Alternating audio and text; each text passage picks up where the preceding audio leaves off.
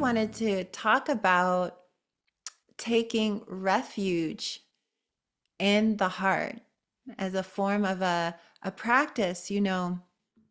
I've been very inspired. I've been doing a lot of personal sessions with people, and that's a part of the work that I do is a lot of one-on-one work. And I've been meeting with some incredible people, and a lot of therapists, healers, and many of them have been coming because they're reaching this level of burnout, right? We've had a kind of chronic burnout, I would say, since the pandemic. I don't think people fully recovered that are in the helping profession. It was like we couldn't fully rest all the way, it's been full on. And so as I was talking to people on online, and so many people were like, Spring, I can't access my heart. I'm so shut down, right? And I feel this wall. And some people were describing they actually feel like steel. And I used to talk about that a lot on Metta retreats. When I would teach Metta retreats, people would talk about literally energetically, there would be like metal. They would always describe this hard, like granite, like this real block. And what's happening right now is that if we can't access that feeling of love for ourselves, we don't have any refuge. Literally, we feel like we're lost in the ocean. And in essence, we are. We're very vulnerable if we can't access this quality because the energies around are so insane, right? There's this aspect of cruelty, and it's all happening. And I believe that in the end, it's for a higher reason. And I have faith.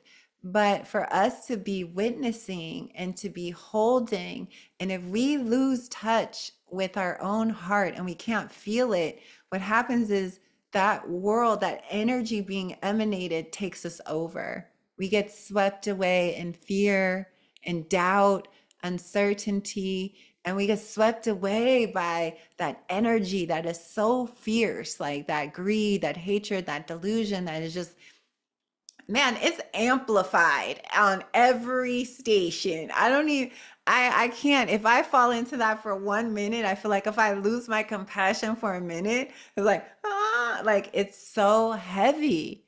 I'm here in Atlanta, Georgia, live in Atlanta, Georgia every week, but it's like swimming upstream. It really is like I feel like I'm in slow motion, like, come on, team light, activate, and it's like, wow, it's so dense, and so there's a good aspect to that, meaning we have to really practice the heart. People that, a lot of times when we've had a lot of trauma and we live this life and we've been through hell, we put up all these walls, and those walls at some time might have really served us. But now when you have those walls, you do protect yourself on one level, but you don't let anything in or out. You can't receive your own love either. In essence, you become blocked from your own kindness. A wall is a wall, right? And at first we seem safe and protected in there. We're like, yes, no one can get in. Yeah, but now we can't get out, and we're not able to receive our own energy. We're not able to receive that. So I want to talk about what it means to take refuge in the heart, and what does it mean to really take refuge right now? And how do we do that? How do we feel this? And this is why I love to teach metta, because the biggest question I get asked is, Spring, how do I open my heart? And you know what I do? I do the heart practice. I say, this is how you do it. It almost feels like when I'm doing these practices, I feel like, how people in hospitals that they have the flat line, they're like, and then they shock them back into wake the heart up. Metta is like that. I don't actually know another way. There's no easy route, everybody, to opening one's heart and taking down the walls to feel. It's actually, we have to actually reprogram our minds. We have to reconnect. The heart, it's already, all that is in us. All we have to do is remove the veils. That's what I like about Buddhism. It's very hopeful. It says you're already fully enlightened. You just totally forgot.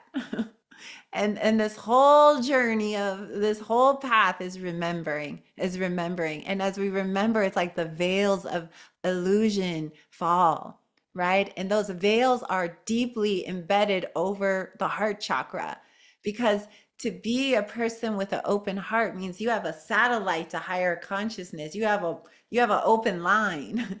You're connected. When we have all these walls and we can't, and we're so guarded, even though it feels weird to be opening our heart in a time where it feels like we should do the opposite, that's the koan for us right now. How do I open in the midst of all this insanity? Like, but this is the only way that we will have refuge from this.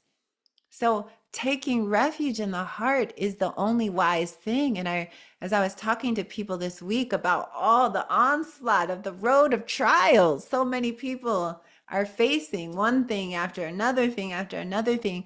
The only way that gets us through is refuge in the heart. We have no escape right now. There's no escape valve from this madness. Wherever you go, on and off, some people can kind of escape it if they have enough money and they have enough privileges. They can get away with it a little, but it will catch up though. They can kind of buffer it a little bit. But a lot of us are going to be here raw, right? Unfiltered 3D version of the great turning, destruction and all. And so if you're not able to take refuge in your heart, I literally feel that there will be so many people that will have very serious mental health issues coming up, because this energy is so destructive, because it's anti-life. It's actually it's anti-life, right? And so it gets in your cells, it locks in your body. And if you're all like walled up, it's like the heart has to filter it, cleanse it, right? Open to it, remember love. And so taking refuge is what we do in Buddhism, but it's also what we do in Hinduism. It's also in every great tradition. There's some form of refuge. And the Buddha described this ocean, in the great text, there was this ocean, they call it of samsara. And the word samsara means endless wandering and suffering, right? Where we're just out and I use that vision of the ocean because it's like 7-8 billion people swimming in this ocean lost, right? Looking for dry land. It's like the shipwrecked people, right? The ship goes down and they're like, where's the island? And they're hanging on to pieces of wood and canoes and broken bottles, right? And in that flailing for life, they taking each other down and falling on top of each other. It's like desperation. And so where do we go for refuge? Right? But when we take refuge in the heart, it's like we're out in that ocean and then we see the island and we're like, oh, okay, I see it. I see dry land. And we can go and we can see that land and sit on that land and go, oh my God, here we are. And we have a little coconut and we have a little palm tree. And we can literally take refuge in that. We're no longer lost in the ocean anymore. Right? In Hinduism, they refer to this same endless wandering cycle of delusion as Maya, right? Lost in Maya, lost in the illusion. And modern day psychiatry, right? They call it insanity, right? Where we're always looking for happiness, don't know how to get it, as I mentioned. So we keep planting seeds of unhappiness, right? So we have all these people that are like, if we get all the money, all the power, we'll be happy and we'll just destroy the world, right? Not knowing they're creating the seeds of suffering. People, right? Hatred never ceases by hatred. Love alone is healed. That was the Buddha's most famous words, right? We don't get there. We can't get there from there. You don't get happiness from that position, right? That is just unlawful. It's not the way of the universe. So we have to find out we're in this ocean, we're flailing, and we're taking refuge in the heart. The heart is your flotation device. The heart is your canoe. through this madness. The heart right now is going to be your raft through this. If you can't connect to it, you'll be like someone who's flailing around on a broken board, right? You won't have that solidity to ride through this, to get you to the island, right? To get you to the dry land, to get out of the middle of the ocean and the drowning feeling, right? And this is a really important piece. We take refuge in the heart, that our own awakened heart is very powerful. Right? I see this in myself. I feel like Harriet Tubman and I lately, woo, we're in training. I'm like, Harriet, like wakes me up in the morning. Harriet gets me out. I'm like, okay, all night. I start having messages. My friends are all like, I'm sending messages. Harriet, download, look at this, look at this. Everyone's like, whoa, we're gonna start the Church of Harriet in April. So I'll be able to, the 5D version. And it's like she's reminding me a lot. Your heart, your heart. It was my heart spring that led me to do everything. Nothing I did was violence. People try to make Harriet violent. In a way, she was this warrior, but she was like, I was very nonviolent. I carried a gun, but I was not violent, right? And that there was something, she was like, it was love that motivated me. The love for all the people, right? The love for truth. And so there's this refuge that I'm finding, like, okay, come back to my heart throughout the day. I see something. I don't have a TV. I never look on the news, but I get these intense messages. I look for a second. I'm like, oh, I feel like my whole body goes, oh no, okay. And then I come back into the heart. I let my heart hold it. So we take refuge in that's the only thing that's going to get us through. And when humanity makes the shift that it's trying to shift, that is the great turning, is the shift from that industrial growth, capitalism, money at all costs society to life sustaining. We're moving into humanity where everyone's included. As for me, it seems so logical, but for some, it's not, right? That's part of that old model, right? They're trying to hold on to it, but even Mother Earth, she won't let that happen either. I always had this feeling like at some point the earth's gonna just shake like a dog shaking off water, like, okay, you guys all gotta go. Reset button.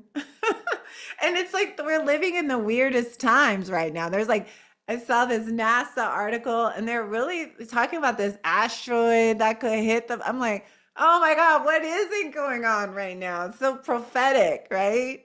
It's a movie. It's like it's a movie, but I'll tell you, we have to remember to take refuge in the power of love and compassion. And this is where it will go from a thought or an idea into embodiment.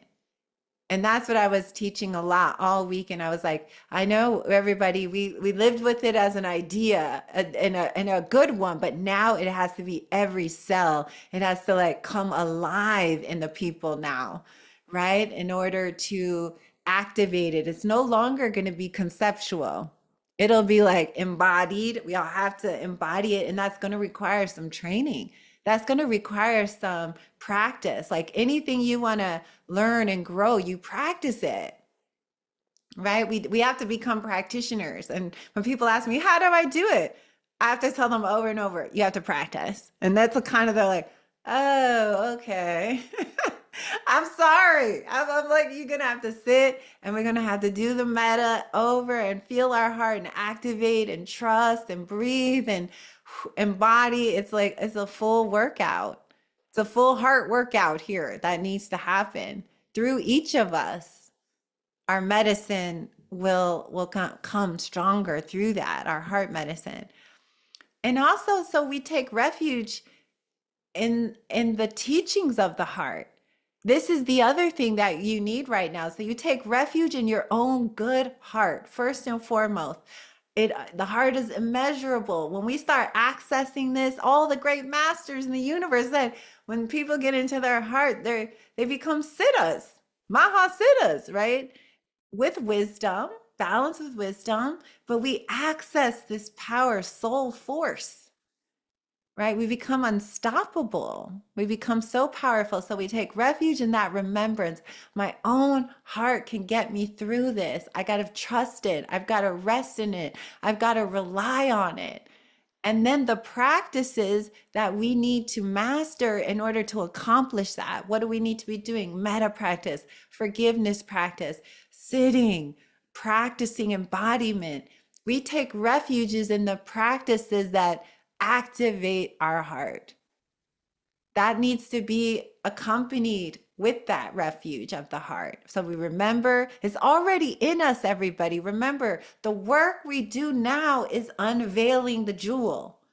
That's what the jewel in the lotus means. Have you ever heard that phrase, the jewel in the lotus? Om Mani Padme Hum is a famous compassion mantra. It means the jewel in the heart of the lotus.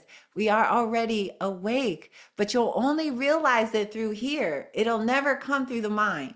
My mind is a child. My mind cannot handle what's going on right now, and many other minds will not. That's why the heart can handle it. That's why it's so powerful. But the mind, our minds are not up for this. And if we rest here, it will go offline.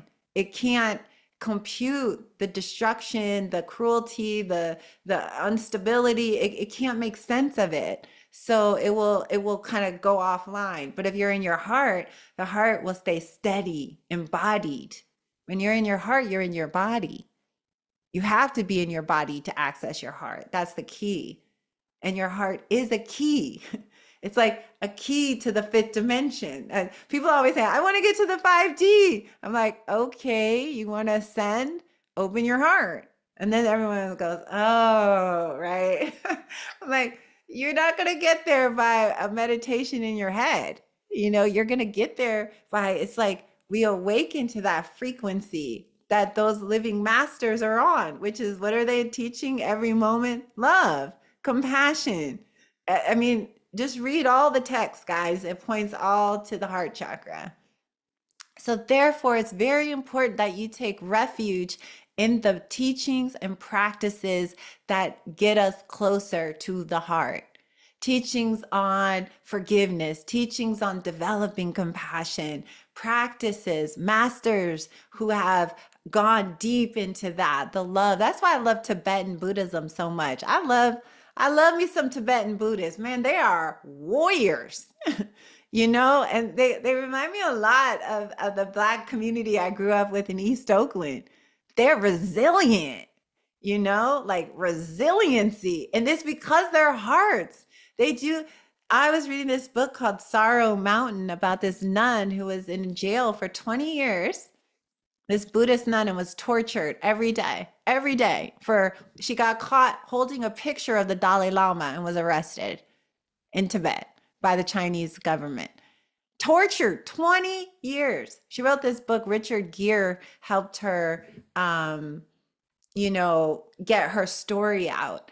And for 20 years, she did practice every day. But if they saw her practicing, they would beat her more. They were trying to eradicate Dharma out of the Tibetan people.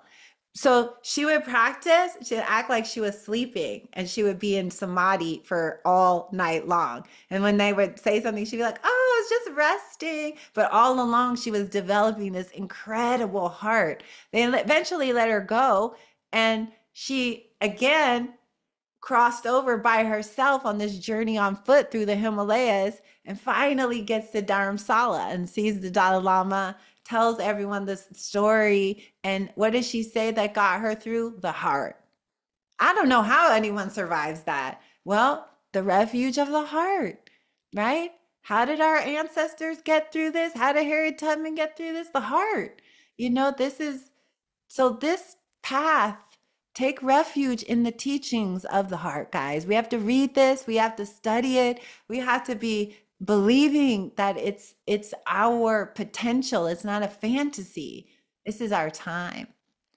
The third aspect of taking refuge in the heart is coming to stuff like this. Sangha. Find your heart people, right? As we start opening our hearts and resonating, we send out a frequency, right? And we'll start attracting all this new community that's also resonating like this, right? We find our people, especially now, there's a big dividing line of energy. As one group shifts and another group shifts, it's like a breaking off. And I noticed like even some people I was very close to, it's just like we're just separating line a little bit. And people who have very different ideologies, I just there's just no connection. I still care about their well-being, but the heart Sangha is now what I'm interested in. And it was so interesting as I'm founding this organization, I told Bava, who's been such an instrumental force in managing it with me, I said, we will no longer hire anybody we can't immediately upon seeing them feel their heart. Because I've been learning this the hard way. You know, you meet someone, you're like, well, they have all the skills, but they seem really like, I can't feel. And then, oh my God, it goes all the way wrong. And I've seen this so many times now. It's like, no, actually, the most important credential they need to have is a beautiful heart. And if we can't feel that within 30 minutes of talking, they're not the right person. And I just made a vow that I won't get seduced by other, oh, but look, they went to Harvard for 20 years. They did this. Like, no, it doesn't matter, right? It's like, I've seen the danger of getting involved in that now. It doesn't turn out well, right? Because at some point, that synchronicity, that energy, that joy, it's like everything starts to get misaligned and even communication confused, right? We actually can't understand one another. And that's a very interesting place to be. It literally is different frequencies.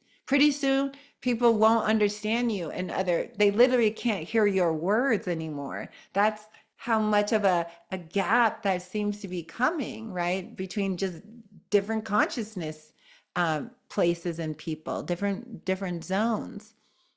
So I really want to encourage you to remember the heart as your refuge. We take refuge in remembering I'm already awake. This power is in me.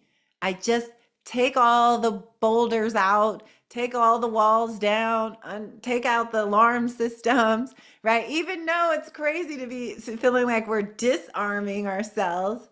But, that's how people win, though, when they get us to forget our magic, where our real power is. They get us afraid, that's how the dark force works, right? If you watch Star Wars, Yoda, I always watch this scene where Yoda's training. He's like, don't let the dark force, don't follow that, right? Fear, anger, no, that's the dark side, right? It's like, yes. So when we get lost in that, there's some real wisdom in that, right? So it's like, stay remembering who we are, which is this love, this compassion. Take refuge in the teachings of anything that strengthens your heart chakra. Read books, listen to Audible, study, watch documentaries of great masters who live with nothing but their hearts open. Like, this is the medicine that we need to fortify. Come to heart class, do metta. These are the teachings of the heart, are what will help us to remember. And then the Sangha, your friends on the path, the good hearts among us walking together. This is a time where pretty soon large groups of people will be gathering who are doing these heart practices together, everybody. This is the resonance, right? It helps us grow.